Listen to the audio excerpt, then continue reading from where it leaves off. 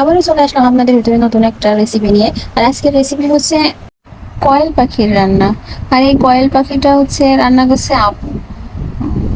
যেহেতু আমি খুব কমই রান্না টান্না করি, ওই বেশি রান্না করে, তো ও রান্না করছে আর আমি ভিডিও করছি।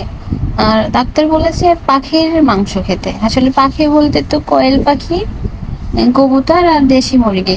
তো দেশি মুরগি আর কবুতর এত খেয়েছি, এখন আর খেতে ভালো লাগছে না। তখন হঠাৎ করে হাজবেন্ড বললো যে চলো তাহলে কয়েল পাখির মাংস কিনে দিই, ওইটা খাও, দেখো খাইতে পারি কিনা। কিন্তু আমি খাইতে পারছি না। এই কয়েল পাখির মাংস স্বাদটা একটু অন্যরকম, আর এই স্বাদটা আমার ভালো লাগছে না। যেহেতু উম, কোনো মানে যে কোনো জিনিসের যদি গন্ধটা একটু বেশি থাকে, সেই জিনিসটা আমি খাইতে পারি না। তো এই কয়েল পাখির ক্ষেত্রেও ওই রকমই হয়েছে। এর গন্ধটা একটু অন্যরকম, আর এই গন্ধর কারণে আমি খাইতে পারছি না। তারপরেও চেষ্টা করছে। তো আপু দেখেন কি সুন্দর করে সবকিছু মিশাইয়ে দিয়ে রান্না করছে। ও রান্না করছে আর আমি ভিডিও করছি।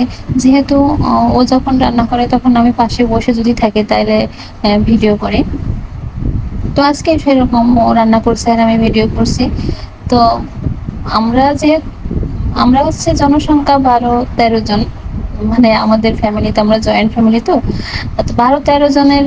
অনেকে বলে এতটুকু মাংস কি করে হবে, তবে আমাদের আম, আমরা সবাই হচ্ছে মিলেমিশে থাকতে ভালোবাসি বলে আমাদের অল্প কিছুতেই সমাধান হয়ে যায়। কারণ এতটুকু মাংস আমরা 12-13 জন খেয়ে উঠে যাব, তারপরও বেঁচে থাকবে আলহামদুলিল্লাহ। সবার ভিতরে আর কিছু হোক বা না হোক, এই মিলটা আছে। তো দেখেন ও কত সুন্দর করে কষানোর পরে কষাই যাচ্ছে, যাতে মাংসটার গন্ধটা কেটে যায়। আর অনেকক্ষণ ধরে কষানোর পরে সে ঝোলের পানি দিয়ে দিল, মানে ঝোল রাখার জন্য। যেহেতু মাংস একটু ঝোল তো রাখতেই হবে, তারপরেও অনেক আলু দেয়া। আর আমি আলু পছন্দ করি বলে ও একটু বেশি করে আলু দিয়েছে। তারপরে আমাদের সেই স্পেশাল মশলা, গুঁড়ো মশলা, আর সেটা হচ্ছে জিরে, আম, ফল আর ডাল, এই তিনটা বেটে আমরা হচ্ছে যখন ঝোলটা একটু শুকনা শুকনা হয়ে যায় তখন ওর ভিতরে দিয়ে দিই। আর এটা দিলে গন্ধটাও একটু মানে গন্ধটাও চলে যায়, আবার মাংসটার স্বাদও অনেকটাই সুন্দর আসে, আবার কালারটাও খুব সুন্দর আসে।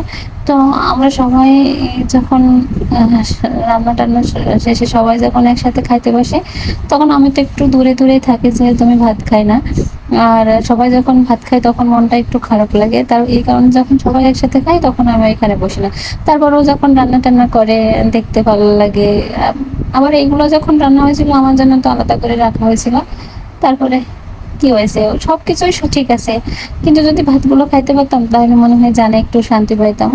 কারণ ভাত খেতে পারি না বলেই যত সব কষ্ট, তাছাড়া আর কোনো সমস্যা নাই।